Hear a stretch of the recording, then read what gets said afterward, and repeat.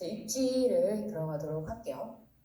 네, 입지. 여러분들 이제 아까 처음에는 지역의 개괄적인 정보를 했고, 이제 두 번째로는 여러분들 입지를 배울 거예요. 이제 손품을 디테일하게 배우는 시간이기 때문에 조금 시간이 많이 걸려. 특히 입지는 가장 내용이 준비가 많이 되어 있습니다. 그래서 여러분들이 실전 준비반 때 투자자로서의 입지는 내가 완벽히 배우고 가겠다 생각을 하고 하나씩 좀 보시면 좋고, 이제 입지라고 하면 뭐 다양하게 표현할 수가 있어요. 이런 내용들이 있는데, 우리가 부동산에서 투자를 할 때 왜 입지를 배워야 될까요?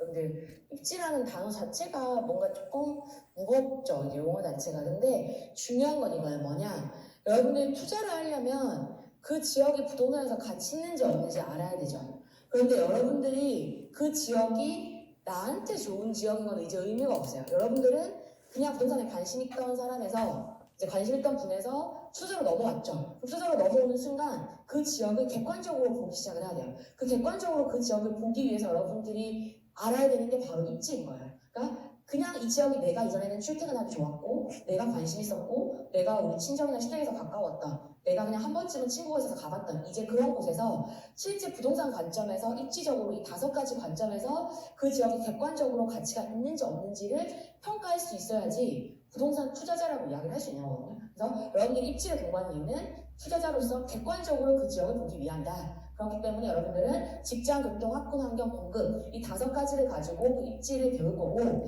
5가지만 알아도 그 지역의 입지를 평가하는데 전혀 무리가 없다. 그리고 실제 그러면 5가지를 어떻게 객관적으로 보냐, 그럼 어떤 자료를 봐야지 과연 객관적으로 그 지역의 가치를 평가한다라고 할 수 있는지를 이제 하나씩 들어가 보도록 할게요. 그래서 어떤 입지가 과연 좋은 입지인지를 한번 같이 보도록 하겠습니다. 우선 1등 입지라고 하면 저는 양과 질이 다 우수한 입지라고 생각을 해요.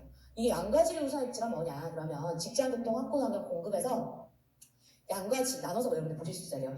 직장이라고 하면 양적으로는 그냥 거기 일하는 사람들이 많은 거예요. 근데 질적으로 좋은 입지는 일하는 사람들이 많으면서 그 사람들의 연봉이 높거나 그 사람들이 다니는 회사가 매출이 높을수록 더 질적으로 좋은 곳이겠죠. 그래서 이런 것들이 양과 질을 다 만족시켜주는 직장이 되는 거예요. 그럼 두 번째 교통은 뭐냐, 그 지역에 교통망이 많으면 좋죠. 버스나 뭐 지하철 노선이 촘촘하게 많으면 좋은데, 더 중요한 거는 그 지역에 있는 역세권이나 버스 노선을 타고 여러분들이 직장에서 배우는 주요 업무직으로 얼마나 빨리 갈 수 있는지가 핵심인 거예요. 이게 되면 출퇴근이 되니까 그 지역에 출퇴근 수요가 많이 몰리겠죠. 그러면 수요가 많으니까 아파트 가치가 올라가고 시세가 올라갈 수밖에 없는 데 연결이 되는 거죠. 그러니까 수요가 몰릴 수 있는 게 뭔지를 봐야 돼요. 그럼 학군은 뭐냐? 학군은 초등학교, 중학교, 고등학교가 가까이 있으면 좋겠죠. 가까이 있으면 뭐 애들이 가기 안정적이기도 하고 편하고, 더 중요한 건 그 학교가 얼마나 공부를 잘하는지, 그래서 우리 아이가 가고자 하는 그 학교가 이제 그 다른 지역에서도 학군의 수요를 모을 수 있는지가 객관적으로 학군의 가치가 있는 거고, 네 번째 환경은 편의시설, 뭐 자연환경 다 갖춰져 있으면 좋은데 과연 그 편의시설이 어떤 업종으로 이루어져 있고 얼마나 매출이 많고 이용료가 많은지를 질적으로 보는 거. 마지막에 공급은 이제 입주 물량이라고 보시면 돼요. 입주 물량인데 얼마나 많은 양이 있는지 그 지역 3년 동안, 그게 양적으로 보는 거고, 질적으로는 다른 인접한 지역까지 포함했을 때 공급의 리스크가 얼마나 있는지를 보는 게 질적으로 보는 거예요. 그래서 여러분들이 양적으로만 보면 그 지역의 입지가 대략 어느 정도인지 알 수 있어요. 근데 질적인 것까지 봐야지 그 지역의 등급을 매기고 다른 지역이랑 비교하고, 그래서 더 좋은 입지가 어딘지를 같이 보실 수가 있는 거거든요. 그래서 이 한 페이지가 사실 제일 중요하긴 해요. 이런 것들을 내가 볼 수 있어야 된다. 이제 내가 부동산 투자라고 하면 입지 가치에서 여기 나와 있는 양과 질을 평가할 수 있어야 된다라는 걸 기준으로 놓고 하나씩 한번 같이 보도록 할게요. 그래서 객관적으로 가치를 보는 거예요. 객관적인 게 가장 중요한 거예요, 이제 여러분들이. 그래서 여기 나와 있는 사이트들에 들어가서 다 하나씩 여러분들이 이제 보실 거예요. 저랑 같이 어떤 사이트를 어디 항목에서 활용하세요라는 걸 볼 테니까 여러분들 실제 이제 복습할 때 들어가셔야겠죠. 그래서 여러분들 찾아서 보시고, 그 다음에 월급 카페에 나와 있는 좋은 글들도 제가 업데이트를 했어요. 그래서 여기 나와 있는 거가 각 항목에 대해서 잘 알기 쉽게 되어 있으니까 찾아서 보시고, 이 이외의 글도 키워드 같은 거 검색하셔가지고 나와 있는 거 이제 키워드 검색하시고 조회수나 좋아요가 많은 글들을 특히나 꼭 보시면 좋을 것 같아요. 그러면 이제 하나씩 들어가 보도록 할게요. 계속 더 깊이 있게 하나씩 세세하게 들어가는 거죠. 먼저 직장 한번 보겠습니다. 직장에서는 양과 질이 보일 때 양적으로는 일단 얼마나 많은 사람들이 일하고 있는지를 보는 거고, 질적으로는 해당하는 지역에 얼마나 규모가 큰 직장이 많고 연봉이 높은 직장이 많은지인데 저는 사실 볼 때 질적인 걸 볼 때 다양한 지표를 볼 수 있어요. 근데 저는 500인 이상의 사업체수를 보는 걸로 그 지역의 질적인 요소를 다 충족한다라고 생각해요. 그러니까 규모가 큰 직장, 중견기업 이상의 직장들일수록 당연히 연봉이 많고 고소득자들이 많고 더 질적으로 좋은 일자리라고 보시면 되거든요. 그래서 이런 지역들을 사실 여기 왼쪽에 나와 있는 거는 서울, 오른쪽에 나와 있는 거는 경기도에 있는 지역들을 종사자 수에 따라서 나열한 거고 해당하는 지역들의 500인 이상의 사업체 수가 얼마인지까지 같이 표시를 한 거예요.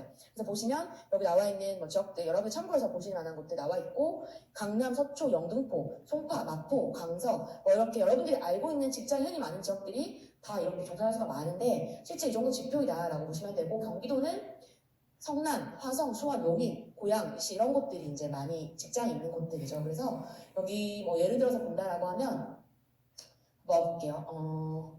여기 뭐를 같이 보면 좋을까요?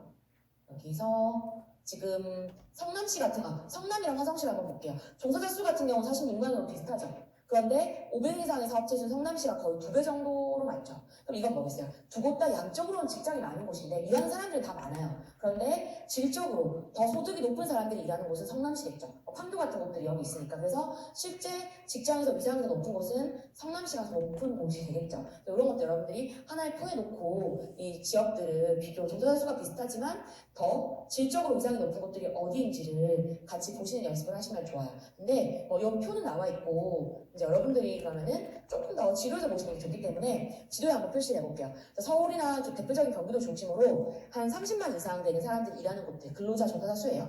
그리고 20만 이상 되는 사람들이 일하는 곳들, 10만 이상 되는 분들, 그 다음에 한 10만 미만 되는 곳들이죠. 그래서 여기 나와 있는 뭐 은평구, 강북구, 도봉구 이 정도는 거의 여기 직장이 없는 거죠. 그러니까 여기는 그냥 내가 거주하면서 다 다른 곳으로 출퇴근하는 곳들이겠죠. 전형적인 이제 베드타운 역할을 하는 곳들이고 나머지 이제 지역들은 10만 이상도 마찬가지. 직장보다는 거주한 사람들이 많은 곳이고 한 20만 이상은 되어야지 그래도 직장을 어느 정도 수요를 모으는 곳이다라고 보시면 되는데 여러분들이 그 이외에 대표적으로 경기도 지역들도 같이 표시를 했어요. 밑에 보면은 경기도에서 일자리가 많은 곳들은 뭐 고양시, 부천시, 화성, 안산, 안양, 수원, 성남, 용인 아까 앞에 표에서 봤던 이런 곳들이죠. 그래서 크게 이런 곳들이 수도권 내에서 직장이 많은 곳이라고 볼 수 있는 곳들인데 중요한 건 여러분들이 이렇게 지금 현재 나와 있는 수준에 보는 것도 중요하지만 2002년 대비했을 때 2010년, 2018년이죠. 2018년 보면은 그러면은 지난 한 15년 동안 직장의 근로자 수가 늘어난 곳들이 보이죠. 그게 무슨 말이냐 하면 직장의 가치가 과거 대비 상승한 것들인 거예요. 여러분들은 두 가지 보셔야 돼요. 지금 직장이 많아서 사람들이 근로자 수가 많은 직장의 가치가 좋은 곳. 그 다음에 과거 대비했을 때 직장의 가치가 높아졌고 앞으로 그래서 직장의 가치가 높아질 곳이 어디인지를 두 가지를 같이 보셔야 되는 거예요. 그래서 두 가지를 같이 본다라고 하면 지금 여러분들이 현재 직장에 사람들이 일하는 사람들이 많은 곳은 어디예요? 강남. 제일 많죠. 그 다음에 강남 주변, 강남권, 그 다음에 여기 도심권, 중구, 종로구도 많고 영등포구 여의도죠. 그리고 많은 사람들이 일하는 곳이 서울 일단 놓고 갔을 때 마포에는 뭐가 있어요? 상암, DMC. 강서구에 뭐가 있죠? 마곡, 그리고 구로랑 금천 묶어서 뭐죠? 가산 디지털, 구로 디지털 있죠. 그리고 성남은 아까 판교 있다고 했죠. 그래서 이 정도가 그 이외의 지역들이 있지만 양과 질을 놓고 봤을 때 가장 실제 업무지구라고 딱 규정할 수 있는 곳들이 이런 곳들인데 그 중에서도 강남, 여기 강서 마곡, 마포, 상암, 구로, 금천 같은 곳들은 지난 과거 15년 대비했을 때 근로자 수가 빨간색 여기 다 는 게 보이시죠? 그런데 도심, 중구, 종로구랑 영등포구 같은 곳들은 어때요? 보시면 근로자 수가 다른 곳들에 비해서 많이 안 늘었죠. 그러니까 이러한 것들은 직장으로서 근로자 수가 많긴 하지만 그 직장에서 가치가 상승세가 조금 주춤하다는 거예요. 그러니까 이 말이 뭐냐? 실제 업무직으로서 여러분들이 집중해야 될 것들 아까 앞에 말씀드린 강남, 도심, 여의도, 상암, 상암, 마곡, 구로, 금천, 판교이지만 그 중에서도 앞으로 사람들이 많이 갈 곳들은 여기 상암, 마곡, 구로, 금천, 판교 이런 곳들이 많이 가니까 강남 이러한 것들을 출퇴근할 수 있는 곳들은 계속해서 수요가 많아지겠죠. 그럼 그런 것들이 여러분들이 어딘지를 잘 파악해두면 이제 위상이나 이런 것들이 더 가치가 올라갈 것들인 거죠. 이런 것들 여러분들 그거 직장을 안다는 건 그 지역 내에서 입지의 중심을 안다, 부동산의 중심을 아는 거랑 똑같아요. 직장의 중심을 알고 거기까지 연결되는 것들이 어딘지를 이제 교통에서 배우실 텐데 여기서 여러분들이 조금 더 이제 크게 보시려면 묶어서 보셔야 돼요. 강남, 종로, 여의도를 크게 묶어서 3대 업무지구라고 하고, 강남은 강남, 서초, 송파 묶은 거고, 종로는 종로랑 중구 묶은 거고, 여의도는 영등포랑 양천구를 묶어서 표시한 거예요. 그래서 해당하는 권역별로 직장의 규모가 이 정도 크다. 그리고 그 이외에는 상암, 마곡, 가상 이런 것들을 서울 내에서 갈 수 있는 곳들, 직장이 많은 곳들이고, 판교는 사실 성남시에 있긴 하지만 서울에 있는 다른 대표적인 직장이랑 포함해서 7대 업무지구를 여러분들 포함을 시켜주셔야 돼요. 왜냐하면 판교는 파급 효과가 굉장히 커요. 그래서 판교가 1년 동안 만들어내는 매출액이 부산광역시에서 1년 동안 만들어내는 매출액이랑 똑같거든요.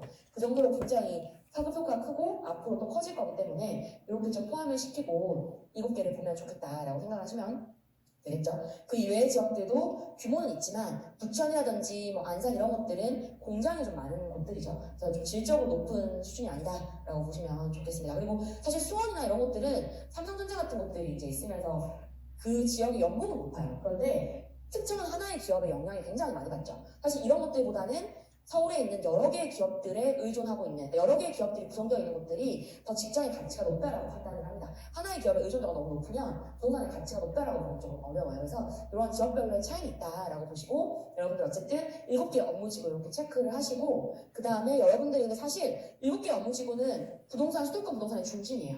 중심인데 이 중심지는 다 가격이 비싸죠. 다 가격이 비싼 것들이죠, 대부분 다. 그래서 여러분들한테 중요한 거는 이러한 것들로 출퇴근이 가능하고 또 새로운 업무지구가 될 수 있는 것들이 어딘지를 보는 게 더 중요하겠죠. 그래서 제가 오늘 입지가치를 일단 수도권 중심으로 말씀드릴 거고, 사실 지방 같은 경우는 여러분들이 지방에 특화된 입지가치를 배우려면 지방 숫자관이나 이런 것들에서 더 특화해서 배우긴 하는데 조금 지방에 따라서 다른 기준으로 별도로 말씀을 참고해서 드릴게요. 자료는 일단 수도권 중심으로 보시면 되고, 지방 같은 곳들 보실 때도 그 지방에서 그러면 소득이 높은 곳이 어딘지를 잘 보는 게 중요하죠. 대전 같은 곳들은 대전 연구단지 같은 게 있을 거고, 부산 같은 곳들은 문현 국제금융단지 이런 것들이 있을 거고, 그 지역을 대표하는 소득이 높은 직장들이 있거든요. 그리고 공통적으로는 시청이나 아니면 공공기관이 있는 법원 이런 것도 경찰청 이런 것도 있는 곳들도 다 지방에서 일자리 중심으로 볼 수 있다라고 좀 참고만 하시면 될 것 같아요. 그래서 일단 이런 이제 것들이 수도권에서 중심지라고 볼 수 있고, 중요한 건 이건 그러니까 앞에 배운 건 여러분들 입지에 대해서 수도권의 중심이 어딘지를 배웠다면, 이제 중요한 건 뭐냐, 여러분들이 등급, 그러니까 여러분들이 투자하고자 인정하는 지역, 내가 내 앞마당, 내가 인정으로 앞마당을 만들고 비교하는 지역들을 등급을 매기실 수가 있어요. 등급을 매겨야지 지역 간의 비교가 되기 시작을 하겠죠. 등급을 매길 때는 왼쪽에 나와 있는 입지평가 기준으로 보시면 됩니다. 그래서 여러분들이 종사자 수를 가지고 30만, 20만, 10만 명 이렇게 표시를 하고, 거기에 따라서 대표 지역을 제가 표시를 한 거예요. 사실 입지평가를 할 때는 종사자 수를 봐야 되고, 아까 사업체수 500인 이상 봐야 된다고 말씀드렸죠. 그런데 여러분들이 일단 등급평가를 할 때는 이 종사자 수를 가지고 먼저 하시면 돼요. 30만, 20만, 10만 명 그 외로 보시고, 여러분들이 대표 지역을 놓고 봤을 때 아까 성남이랑 화성시에서 성남이 화성보다 더 500 이상의 사업체수가 많았죠. 이제 이런 것들 같은 경우는 여러분들이 한 단계 더 나아가서 저는 이제 S 플러스 아니면 S 마이너스 이런 식으로 해서 내가 인정하는 지역이 점점 더 많아지고 입지 기준이 더 촘촘해질수록 플러스 마이너스 같은 거를 제 스스로 더 디테일하게 매기기 시작을 했었어요. 그런데 그걸 하기 전에 더 중요한 건 제일 중요한 첫 번째 기준으로 등급 매기는 게 중요하다. 그래서 처음에는 요걸 가지고 매긴 연습. 그래서 이번에 인정보고 처음 쓰시는 분들, 실전 준비만 처음 들으시는 분들은 이것만 가지고 일단 평가를 여러분들이 하시고, 내가 인정보고서 한 3개 이상 썼다.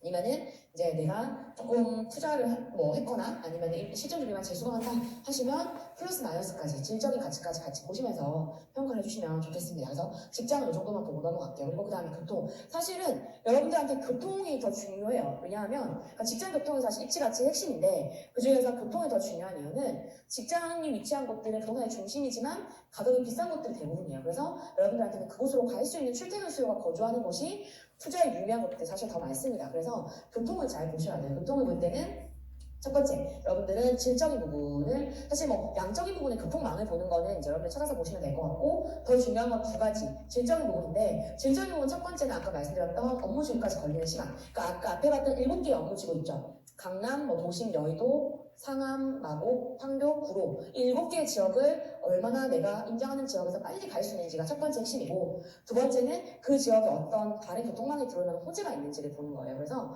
이 2가지를 볼 때 첫 번째, 일단 걸리는 시간, 주 업무주까지 걸리는 시간을 볼 때는, 이건 제가 실제 부천 인정고 썼을 때 이렇게 저도 했던 건데, 여러분들 네이버 귀찮게 들어가셔가지고 이제 부천 시청역이라고 하는 부천에서 가장 사람들이 많이 이용하는 역, 그리고 각각의 업무지구 대표하는 지하철역만 이렇게 표시하세요. 그래서 이렇게 하고 걸리는 시간을, 밑에 대중교통에서 걸리는 시간을 네이버 괜찮게 체크하셔가지고 이렇게 지도에다가 표시를 하는 거예요. 표시를 하면 나오겠죠. 걸리는 시간이. 그래서 실제 부천에서 다른 이 업무지구까지 걸리는 시간을 봤을 때 1시간 내에 갈 수 있는 곳들이 어디죠? 1시간 내에 갈 수 있는 곳이 서울 도심, 여의도, 강남, 그 다음에 뭐 구로, 가산 여기까지는 1시간 내에 갈 수 있죠. 그래서 부천은 생각보다 업무지구까지 갈 수 있는 1시간 내에 갈 수 있는 곳들이 많다라는 게 이제 여러분들 이렇게 하면 보이시겠죠. 그래서 대중교통 통해서 갈 수 있는 시간 체크를 하시고, 사실 지방 같은 경우는 대중교통으로 출퇴근하는 수요가 많지 않아요. 지방을 보실 때 자동차로 걸리는 시간을 체크하시면 되고, 지방에서는 자동차로 1시간 내에는 다 출퇴근할 수가 있어요. 지방은 출퇴근할 때 자동차로 10분, 20분, 40분 이런 기준을 좀 적용하시면 되거든요. 그건 뒤에 등급할 때 한 번 더 말씀드릴게요. 그래서 수도권을 볼 때는 대중교통, 특히 지하철로 걸리는 시간, 지방을 볼 때는 자차로 걸리는 시간을 보면 된다라는 기준을 잡고 넘어가겠습니다. 그래서 대중교통으로 업무지구까지 걸리는 시간을 체크하시고, 새로운 교통망으로 이제 출퇴근 가능한 곳이 어딘지는 호재와 관련된 건데, 이거는 두 번째 호재에서 한번 같이 보도록 할게요.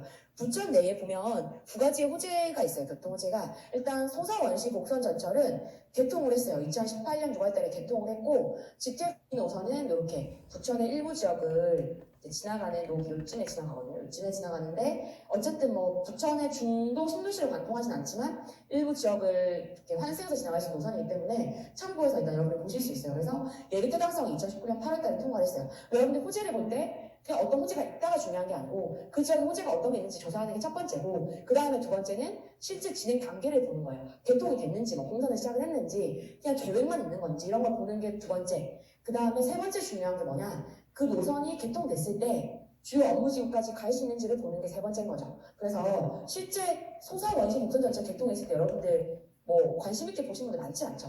왜냐하면 이 노선은 주요 업무지구까지 바로 갈 수 있는 노선이 아니고 여기 원시에서부터 소사까지 연결해준 연결 노선이에요. 환승해서 여기서 다른 곳들로 갈 수 있는 환승 노선인 거죠. 그러니까 물론 여기 있는 역세권의 아파트들이 시세가 올라가긴 했지만 그래도 여러분들이 다른 곳들, 뭐 예를 들어서 신분당선이라든지 아니면 신안산선 이런 것들 신안산선을 많이 들어보셨죠? 월곡 판교선 이런 거는 한 번쯤은 보셨잖아요. 그러니까 그런 것들은 주요 업무지구를 다 지나는 노선이기 때문에 관심도가 높은 거고, 이런 노선은 물론 시세에 영향은 주지만 중요도가 좀 떨어진다는 거죠. 그래서 이런 것들을 잘 파악을 하실 수가 있어요. 그래서 여기 위에 나와 있는 게 실제 어떤 교통망, 특히 지하철이 개통한다라고 했을 때 과정이에요. 보면 10년은 기본적으로 걸리거든요. 그래서 ZXB 같은 경우는 아직 가장 예비 타당성 초기 단계라고 보시면 되고, 소사원시 같은 경우는 개통하긴 했지만 그 중요도가 조금 떨어지는 업무지로 연결되는 곳은 아니라는 거죠. 그래서 실제 가장 여러분들이 시세에 영향을 많이 주는 단계는 이 단계예요. 착공하기 전의 단계가 가장 시세에 많이 영향을 주고 있기 때문에 내가 어떤 교통호재를 보고 있다, 그 지역에 교통호재가 있다라고 하면 첫 번째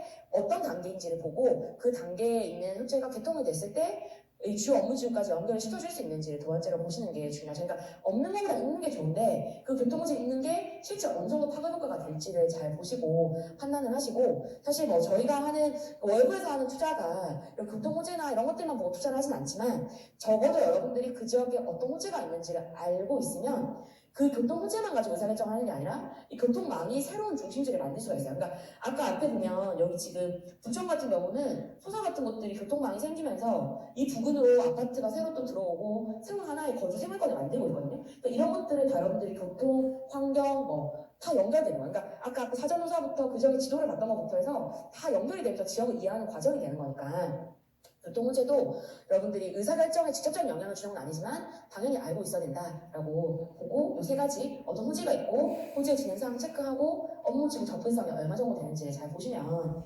좋습니다. 네, 그리고 이걸 알면 이제 중요한 거는 여러분들이 이 지역에 어떤 아파트의 가격이 비싸요. 지금 입지로 봐서 도저히 이해가 안 되는 가격인데 알고 보니까 호재 때문에 올라간 가격이 있는 경우가 있겠죠. 이런 경우는 가격이 이제 현재 가치에 따른 가격이 아니니까 하락장에서 가격이 빠지는 요인들이 되겠죠. 그래서 이런 것들을 가격이랑 연결해서 볼 수 있는 요인이 되는 거니까 입지도 분명히, 그러니까 호재도 알고는 계셔야 됩니다. 네, 그래서 이런 것들 체크하시고 교통 등급 보실 때는 여러분들이 SABC 등급을 보실 때 이렇게 보시면 돼요. 강남 30분, 강남 1시간, 부도심 30분, 부도심 1시간. 부도심은 강남을 제외한 나머지 6개의 주요 업무지구예요. 강남을 가는 게 가장 중요한 이유는 강남권 다 합치면 거의 140만 정도 근로자 수가 되거든요. 거의 절대적이에요. 그래서 여기는 절대적으로 중요한 이 업무 지구의 핵심이기 때문에 S등급은 강남을 놓고 표시를 했습니다. 그래서 이런 지역들이 있다. 여러분들이 잘 판단을 하시고 대표 지역을 좀 보시면 좋을 것 같아요. 대표 지역은 제가 몇 개만 예시로 가져온 거니까 보시면 되고, 그럼 지방은 아까 이 지하철로 출퇴근하는 수요가 많지 않고 자차로 간다고 말씀드렸죠. 그럼 지방은 자차, 내가 자동차로 10분 내에 갈 수 있으면 S등급, 그리고 자동차로 20분 내에 갈 수 있으면 A등급, 40분 내에 갈 수 있으면 B등급, 그 이외에는 다 C등급으로 하시면 돼요. 그러니까 자차로 10분, 20분, 40분 그거 이렇게 보시면 되죠. 그러니까 해당하는 지방에서, 지방 지역에서 40분 내에 자차로 가기 어렵다 이러면은 직장은 상당히 먼 거리라고 보시면 돼요. 그러니까 부산광역시가 사실 지방에서 가장 규모가 크죠. 근데 부산광역시도 40분 정도면 해운대에서 사하구에 있는 곳으로 출퇴근할 수 있거든요. 그러니까 끝에서 끝까지 출퇴근할 수가 있어요. 지금 길이 굉장히 잘 뚫려 있기 때문에. 그래서 직장은 40분 정도 내에 출퇴근할 수 있으면 굉장히 그래도 어쨌든 그 정도는 돼야지 최소 범위에 들어간다. B등급 이상을 줄 수 있다라고 생각을 하시고 등급을 매겨보시면 좋을 것 같아요.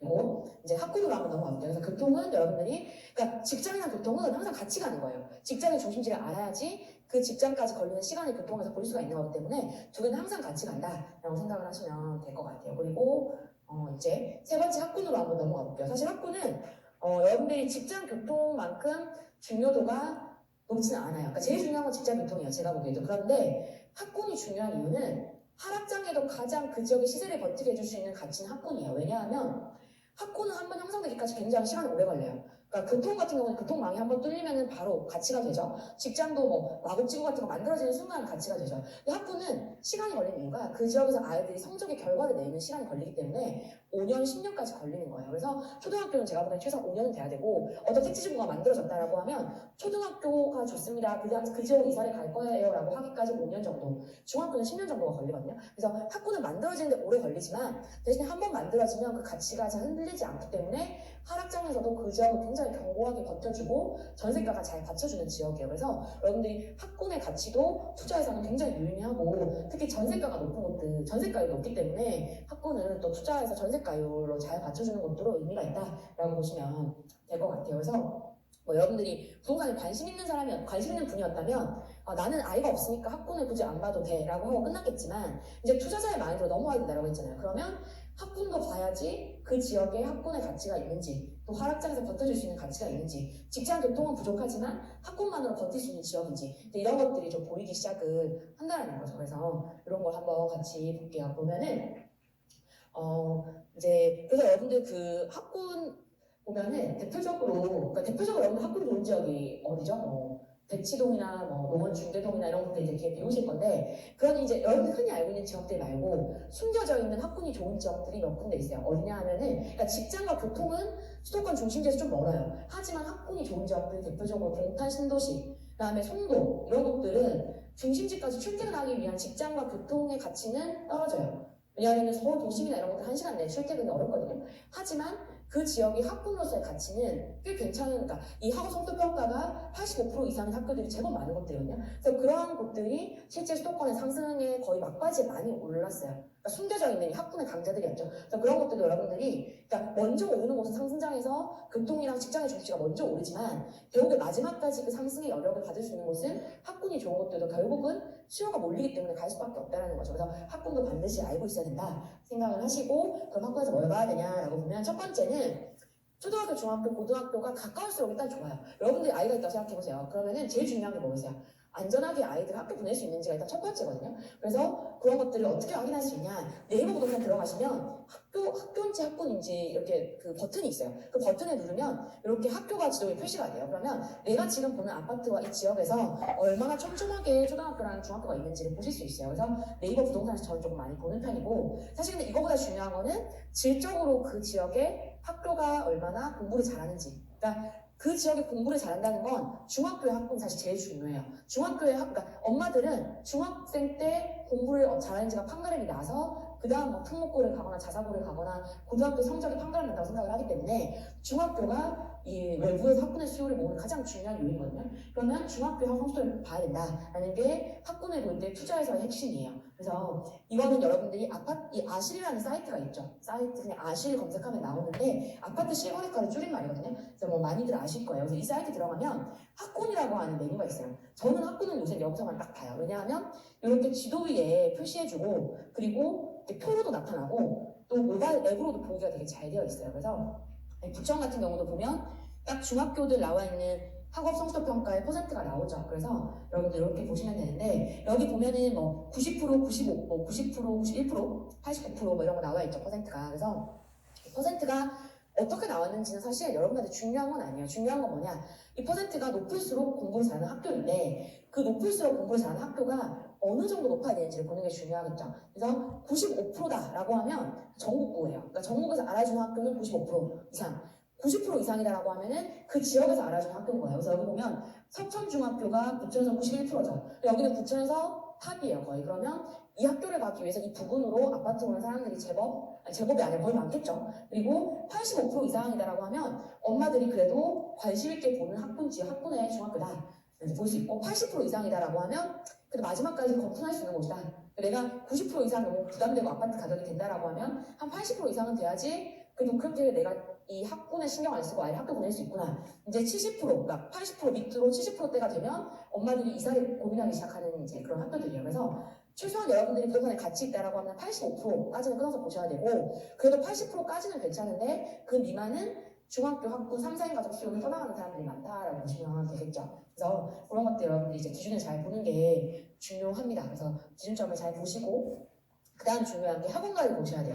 학원가는 여기 통계지리 정보 서비스라는 곳 들어가시면 제가 1, 2, 3번 표시해놨죠. 여기 서비스에서 업종 밀집도의 교습 학원 딱 보시면 이렇게 표시를 해줘요. 그래서 여기 부천 내에서 학원가가 많이 모여있는 곳들이 이렇게 색깔이 표시가 되거든요. 이런 것들 중심으로 부천 내에는 학원가가 이런 것들 중심으로 많이 있구나 라고 보실 수 있고 사실 요새는 호갱노 들어가시면 호갱노 사이트에 학원가가 이렇게 표시가 되어 있어요. 그래서 실제 지금 더 확대해서 보니까 부천에 가장 학원가가 많은 곳이 어디예요? 오히려 부천 중동 신도시보다 상동 신도시 내에 학원가가 많은 게 보이죠. 그래서 이쪽이 가장 학원가가 많이 있는데 그러면 이 학원가가 몰려있는 곳 중심으로 아파트를 보면 가치가 있는 아파트인가 라는 걸 봤을 때 실제 이걸 잘 보셔야 돼요. 여러분들 뭐냐라고 하면 이 두 곳은 다 학원이 몰려있는 곳들이에요. 그런데 왼쪽에 있는 건 대치도 오른쪽에 있는 건 우리 아파트에 있는 근린상가의 학원가거든요. 그러니까 이게 뭐냐라고 하면 학원가가 있는 곳들 중에서 그 학원가 중심으로 거주 수요가 몰릴 수 있는 곳은 학군이 좋은 곳들이에요. 그러니까 대치동, 뭐 중계동, 평촌 이렇게 여러분들이 목동 흔히 이제 여기 여러분들이 수도권 내에서 부동산의 학군의 가치가 있다고 아는 곳들은 학원가만 있어도 그 학원가 중심으로 거주 수요가 몰려요. 근데 그게 아니라 그 이외의 지역들 같은 경우는 여기 지금 상동같이 여기 학원가가 있다라고 해서 이 여기 아파트들의 가치가 그렇게 그것만으로 아파트의 가치의 가격을 결정하지는 않고 더 나아가서 여러분들이 이 여러분들의 아파트 단지 안에 아무리 학원가가 많다라고 해도 그 가격에 영향을 주지 않는다는 거예요. 그래서 학원가가 얼마나 있는지 보는 건 중요하지만 실제 그 학원가가 아파트의 가격을 이끌려면 학군이 좋은 곳에서 서로 상승 시너지가 나야 되는 거예요. 그러니까 학원가가 있는 게 중요한 게 아니라 그 학원가가 있는 지역이 외부에서 학군 수요를 모을 수 있는 곳인지 아닌지에 따라서 학원가의 중요도가 달라진다는 거죠. 그래서 이런 것도 여러분들이 그러니까 잘 보셔야 돼요. 그러니까 이제는 이 지역에 학원가가 있으니까 여기가 이 지역에서 중요합니다가 아니라 이 지역에 학원가가 있지만 이 지역은 외부에서 학군 수요를 많이 모으는 곳은 아니기 때문에 그냥 여기는 학원가가 있는 정도로만 중요한 거지 주변 아파트의 가격을 많이 이끄는 곳은 아닙니다 라고 여러분들이 결론을 좀 내릴 수가 있어야 된다는 거죠. 그래서 이거를 잘 보실 수가 있어야 되고 대표적으로 공부 잘하는 학교가 어디냐라고 봤을 때 여기 왼쪽에 나와 있는 곳은 전국의 100위권 안에 들어가는 수도권을 대표하는 중학교라고 보시면 되는데 실제 여러분들이 알고 있는 공부 잘하는 지역들 다 나오죠 대표적으로. 근데 그 중에서 강남, 서초, 분당의 중학교 학군이 굉장히 탄탄해요. 그래서 분당은 그냥 어디에 자리 잡아도 웬만한 중학교가 다 85% 이상이에요. 그렇기 때문에 분당이 학군 수요가 많고 아파트 가격이 상당히 많이 이제 다른 일기 신도시에 비해서 좀 높은 편이다라고 보시면 되고 그 이외에 평촌 이런 것도 있고 사실 노원이랑 일산이 재밌는 점 보시면 다른 곳들은 다 이 한강의 남쪽에 있죠. 근데 노원이랑 일산 같은 경우는 지역을 대표하는 중학교는 한 개씩밖에 없어요. 근데 두 곳이 거의 유일하게 이 한강의 북쪽에 있는 지역이에요. 그러니까 북쪽에 있는 지역은 학군으로 대체해서 갈 만한 곳이 많지가 않아요. 내가 생활권이 북쪽에 있다라고 하면 많지가 않죠. 북쪽에서 이 오른쪽에 위치하고 있으면 거의 노원구가 대표적이고 왼쪽에 위치하고 있으면 일산이 대표적이니까 이 두 지역은 학교 수 자체는 다른 곳들에 비해 작지만 이 북쪽을 대표하는 어떤 위상이 있기 때문에 여러분들이 인정해줘야 되는 가치가 있는 겁니다. 그래서 이런 어떤 지역적인 특색도 한번 잘 보시면 좋을 것 같고 오른쪽에 있는 이제 지방 지역들이에요. 그래서 보면 여러분들이 수도권 같은 경우는 갈 수 있는 학교가 그래도 있죠. 그러니까 예를 들면 무슨 말이냐면 내가 분당이 너무 집값이 비싸서 내가 못 들어가겠어요. 학교는 좀 좋은 곳으로 가고 싶은데 그러면 생각할 수 있는 곳이 어딜까? 용인 수지 갈 수 있어요. 용인 수지도 나는 너무 비싸다라고 하면 생각할 수 있는 곳이 영통이 있어요. 수원 영통이 있어요. 그러니까 수도권 내에서는 그 지역의 가격이 부담되면 갈 수 있는 대체의 학군 지역들이 어느 정도 있단 말이에요. 근데 지방 같은 경우는 그 지역의 대표적인 학교들이 많지 않고 그래서 딱 그 지방에는 그 학교만이 가지는 이 장점과 수요가 굉장히 강해요. 그래서 그 지방에선 이 학군이 잘 모여있는 학군이 좋은 이 학교들이 있는 곳들이 해당하는 지역의 가격을 절대적으로 이끄는 곳들이 많습니다. 그래서 지방은 오히려 직장의 교통의 두 가지의 요소보다 학군의 가치가 그 지역의 시세를 이끄는 경우들이 많아요. 그래서 대구에서는 범어도, 광주에서는 봉선도, 그 다음에 부산에서는 센텀시티, 대전에서는 중산동 이런 곳들이 가격을 가장 많이 이끄는 비싼 지역의 이유는 학군의 대체제가 많지 않기 때문에 학군에 따른 가치가 그 지역의 1등으로 인정을 받는다는 거예요. 그래서 여러분들 이런 특색을 좀 잘 이해하시면 지방을 투자하거나 수도권을 보실 때 내가 어떤 가치를 더 우위에 놓고 가야 될지가 이제 보이시겠죠. 그래서 수도권은 학군 수요의 대체 지역으로 분산이 될 수 있지만 지방은 학군 대표 지역으로 수요가 집중되니까 학군의 가치가 가장 중요한 가치가 되고 그 지역의 시세를 이끄는 경우가 많더라라고 보시면 그래서 이런 것들을 놓고 이제 등급을 한번 평가해 볼게요. 그래서 앞에는 여러분들이 지역에 대한 공부를 한 거고 내가 이제 인정하는 지역을 평가할 때는 이렇게 SABC 등급 네 가지로 여러분들이 학군을 평가를 할 수 있어야 되는데 몇 개의 대표적인 지역들을 가져온 거예요. 그래서 하우 성적 평가를 놓고 봤을 때 이제 95% 이상이 한 5개인 곳들 그다음 90% 이상이 5개인 곳들 한 5개 기준으로 놓고 보시면 될 것 같아요. 지역의 위상은. 그래서 이런 것들을 잘 평가하시고 그러니까 B등급 이상 되면 그래도 학군은 다 알아주는 곳들이다. C등급은 이제 대표적인 학군 지역은 아니기 때문에 아까 이런 것들은 뭐 학원이나 이런 것들은 크게 의미가 없는 것들이겠죠. 그래서 여러분들이 SABC 등급을 매기는 연습까지 하셔야 된다 생각을 하시고 이렇게 학군을 보시면 되겠습니다. 그 다음에 이제 환경으로 넘어가 볼게요.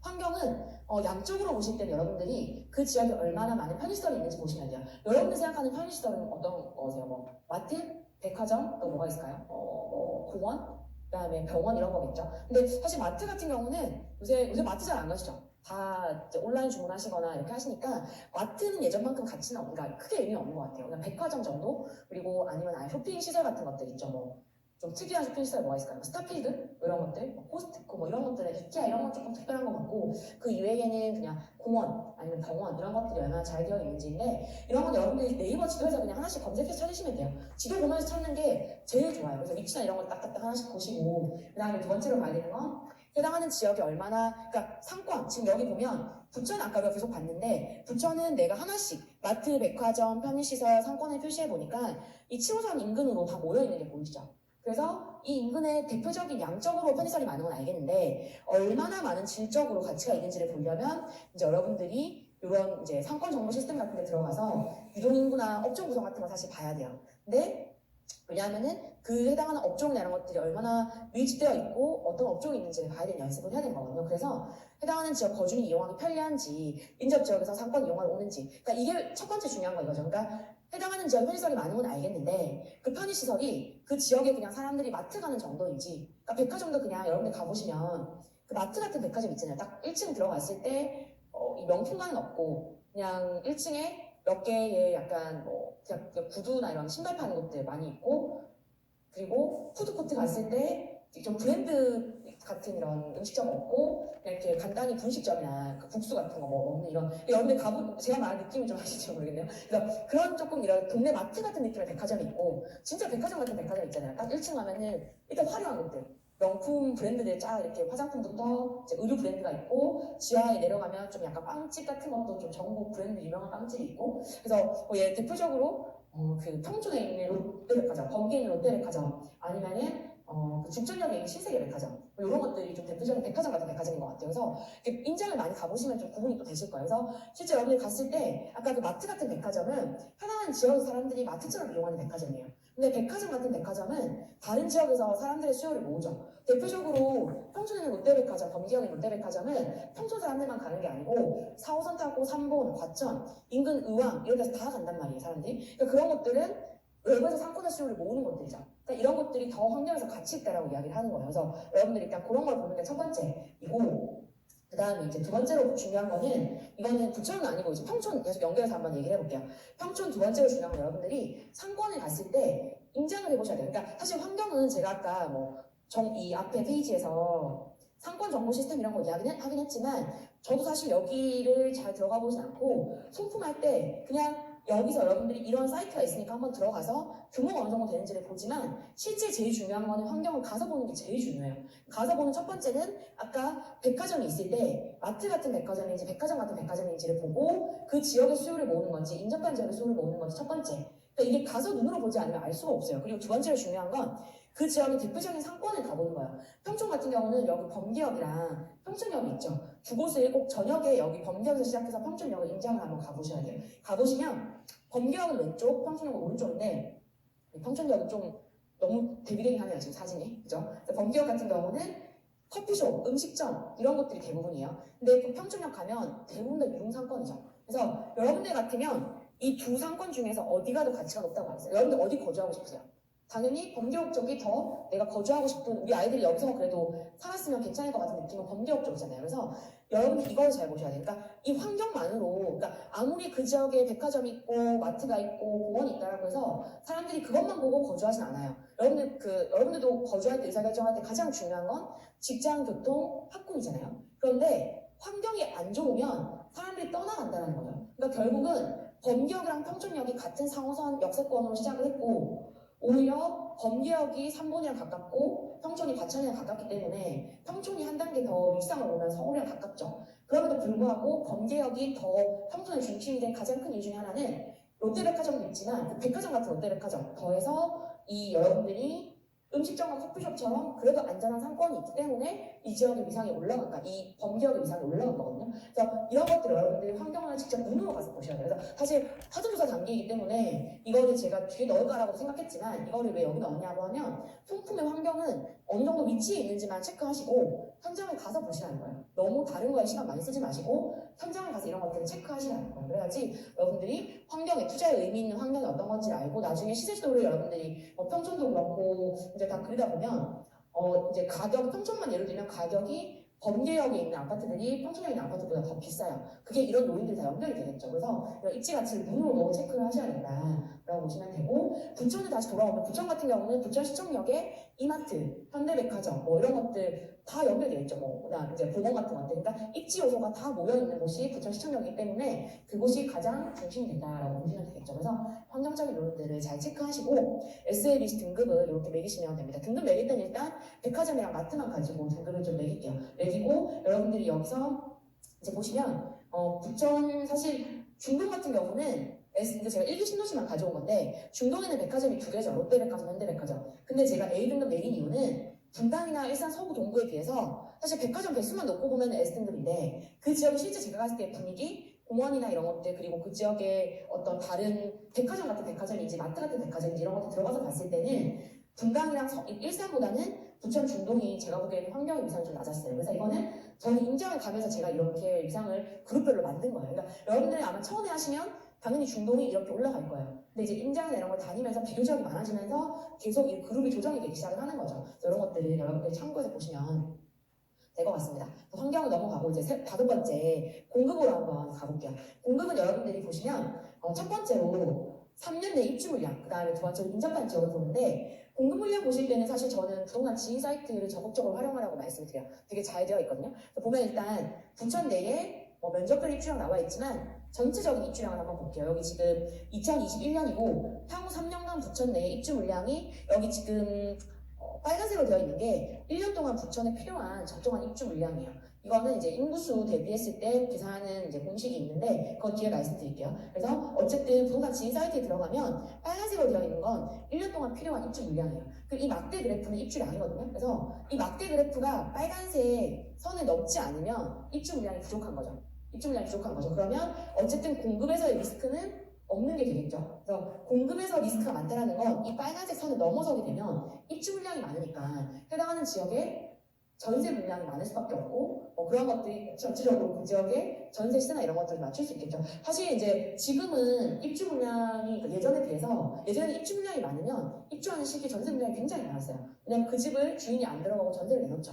지금은 사실 규제 지역 같은 경우에는 주인이 한 2년 정도 거주해야 되는 이런 조건을 붙기도 하고 있기 때문에 신축 아파트의 입주 물량, 전세 입주 물량이 예전만큼 많이 나오지는 않아요. 그럼에도 불구하고 어쨌든 영향이 제가 보면 없을 수는 없어요. 그래서 이거는 체크는 무조건 하셔야 된다. 그래서 지금 여러분들 예를 들면 부천 같은 경우는 앞으로 3년 동안 입주 물량 리스크는 없다. 그러니까 부천은 여러분들 내가 지금 투자한다라고 하면 공급 물량에 따라서 2년 후에 지금이나 앞으로 2년 후에 전세를 다시 내놓을 때 크게 전세를 맞추는 게 문제는 없겠구나. 전세금이 역전세가 될 일은 별로 없겠구나 라는 걸 이제 여러분들이 체크를 하실 수가 있는데 저 입주 물량이 많으면 전세를 세팅할 때 전세 물량이 많으니까 내가 전세를 놓을 때 경쟁 물량이 많아지니까 전세 놓기도 어렵고 그 다음에 전세가가 또 떨어질 수 있는 그런 확률이 많겠죠. 그래서 그런 것들을 지금 전세 놓는 것도 중요하지만 2년 후가 또 중요하니까 예측을 해서 보겠다라는 거를 이제 여러분들이 볼 수가 있어요. 그래서 입주 물량을 체크를 하셔야 되는데 더 중요한 건 뭐냐라고 하면 이게 더 중요해요. 이게 부동산 지인 사이트에서 인접한 지역까지 포함해서 입주 물량을 체크할 수 있는 거가 있거든요.